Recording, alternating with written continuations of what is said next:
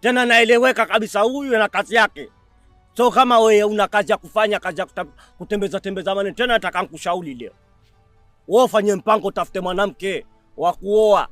Ili hiyo kazi ya umbea unaofanya wewe haifanye mkeo na si wewe. Wewe haya maneno umeyasikia kwa nani? Hii dunia ndogo, kijiji kidogo hichi. Hayo maneno mtu aliyokuambia kwamba mimi nimezungumza, nani aliyokuambia hayo maneno? Mtu atakunyima hela na si maneno, na hiki kijiji kidogo.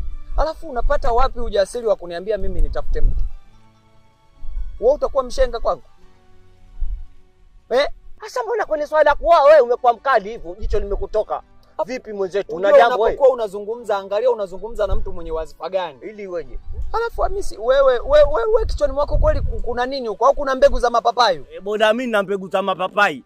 Inaeleweka kwamba ili papai kuliko wewe mbegu za maboga, ukitikishwa kichwa kinalika tu. Kinapilia kelele tu. Alafu unaona domo lako ambavyo hujalivisha nepi.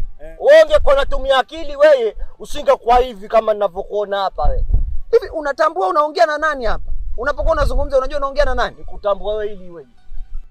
Chunga sana na leo nimekuheshimu kweli, nimezungumza na wewe sijakuvunjia heshima. Mpaka naanza kuzungumza wewe kwanza sasa. Kwa hiyo unaona toka ulipokuwa unazungumza na mimi ulikuwa unitukani. Nimezungumza na busara. Mimi niko sawa si wewe.